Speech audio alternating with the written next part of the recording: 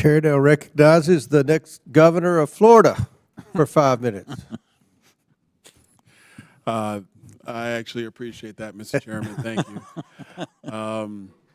Mr. Dodaro, it's good to see you again. Thanks for being back.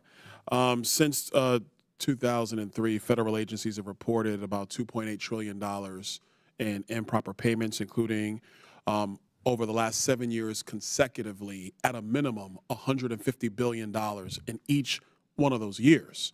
The high-risk report mentions that the Department of Agriculture, HHS, HUD, DHS, OPM, and SBA all failed to report improper payment estimates in FY 2023. And to reiterate for the American people, we have 7 agencies of the federal government that have not reported on their improper payments.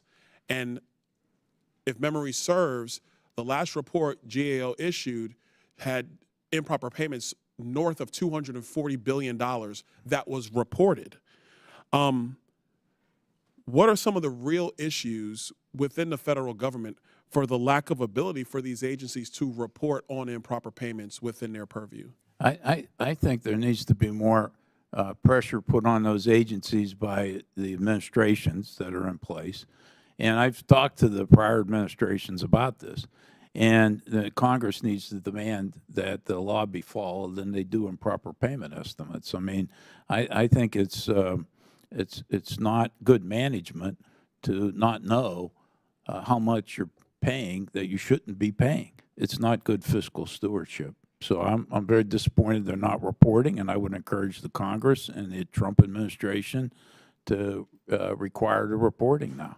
I would agree with you wholeheartedly. Let me ask you the question. The agencies that didn't report, some of them vary in size. Obviously, Department of Homeland Security is a major department of the federal government. Right.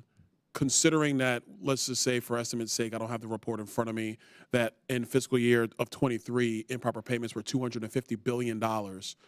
If we had the estimates of those 7 departments, what do you think the actual outstanding was from 2023? Yeah, I really can't hesitate to guess. The one thing Congress needs to do in this area, though, the temporary assistance for needy families, they believe, HHS, they can't make an estimate unless Congress changes the law. So they refuse to do it, saying they don't have the legal authority to require the states to give them the information they need in order to make an improper payment estimate. So Congress needs to change the statute there, and I think that's important. All right, thank you.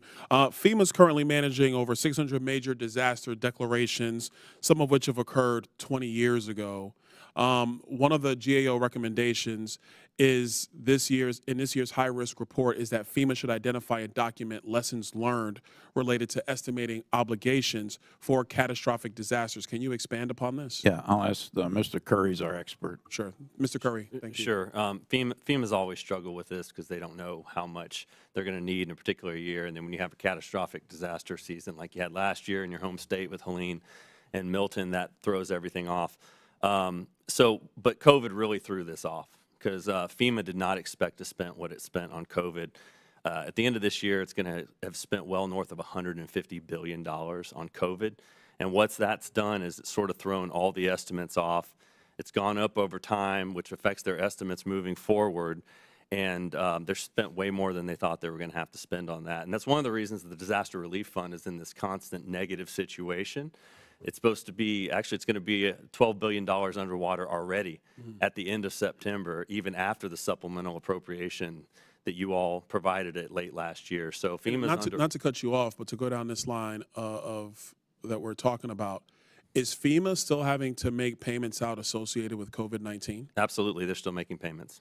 Do you have an estimate of how much FEMA is still appropriating out because of COVID-19? Well, last time I checked, which was at the end of February, they were upwards of $130 billion they'd have paid out, and they expect to spend over $150 billion at the end of fiscal year. They also told us they expect the disaster to run through the end of FY 26 next year and spend almost $180 billion on that.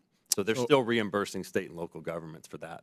Okay, so they're expected to spend another $180 billion reimbursing state and local governments for COVID-19, and that's what's a stretch? Sorry, another $50 billion. Oh, another $50 billion to take it to $180 billion. exactly. Okay, all right. Thank you for that. I appreciate that. I'm out of my time. Thank you so much, Mr. Chairman. Mr. Dodaro, thank you for your time and your service.